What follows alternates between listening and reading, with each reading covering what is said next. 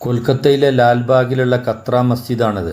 1724-25 കാലഘട്ടത്തിൽ മുർഷിദ് കുലി ഖാൻ നിർമ്മിച്ച ഈ പള്ളിയുടെ ഉൾക്കാഴ്ചകൾ കാണാതെ ആരും പോകരുത് കേട്ടോ. ഹായ് ഫ്രണ്ട്സ്, ഞാൻ അബ്ദുൽ കലാം പാപ്പളശ്ശേരിയാണ്, വയനാട്. കൊൽക്കത്തയിലെ ഈ ഒരു മസ്ജിദ് നിങ്ങൾ കാണേണ്ടതാണ്. കാരണം 1724-25 കാലഘട്ടത്തിൽ ഇതുപോലെ ഒരു അത്ഭുതം, എൻജിനീയറിംഗ് അത്ഭുതം എന്ന് തന്നെ പറയാം. കാരണം മുർഷിദ് കുലി ഖാൻ നിർമ്മിച്ച ഈ ഒരു പള്ളിയുടെ നിർമ്മിതി നോക്കണം. കമ്പിയോ അല്ലെങ്കിൽ ഇന്നത്തെ പോലത്തെ കോൺക്രീറ്റോ ഒന്നും അല്ല, വെറും ഇഷ്ടിക കൊണ്ട് നിർമ്മിച്ച ഈ പള്ളിയുടെ ഉൾവശം നോക്കൂ നിങ്ങൾ. 5 താഴികക്കുടങ്ങൾ ഉള്ളതിൽ ഇപ്പോൾ 2 എണ്ണം ഉണ്ട്, ബാക്കി 3 എണ്ണം നശിച്ചു പോയിട്ടുണ്ട്. കാരണം വെറും ആ താഴികക്കുടക്ക് ഇഷ്ടിക വെച്ചിട്ടാണ് നിർമ്മിച്ചിരിക്കുന്നത്. അങ്ങനെ പടവ് ചെയ്തത് എടുത്തതൊരു അത്ഭുതമാണ്.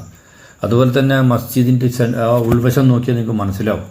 കാരണം ഇത്രയും നീളത്തിൽ 5 താഴികക്കുടങ്ങൾ, അത് ചെറുതല്ല, വലിയ വലിയ താഴികക്കുടങ്ങൾ കണ്ടോ. അതൊക്കെ ഇങ്ങനെ റൗണ്ടാക്കി അത് കെട്ടി മുട്ടിച്ച് കൊണ്ടുവന്ന് ഇതൊക്കെ ഇപ്പോൾ തകർന്നു പോയതാണ്. ഇതിൻ്റെ സെൻറ്റർ വശമൊക്കെ തകർന്നു പോയി.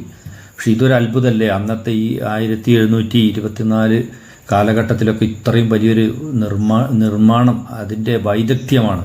കാരണം ഇതെങ്ങനെ നിർമ്മിച്ചു എന്നുള്ളത് ഇപ്പോൾ ഒരു അത്ഭുതമാണ്. ഇന്നത്തെ പോലത്തെ ഒരു കമ്പിയും കോൺക്രീറ്റും വെച്ചിട്ടുള്ളൊരു നിർമ്മാണ രീതി അല്ലല്ലോ.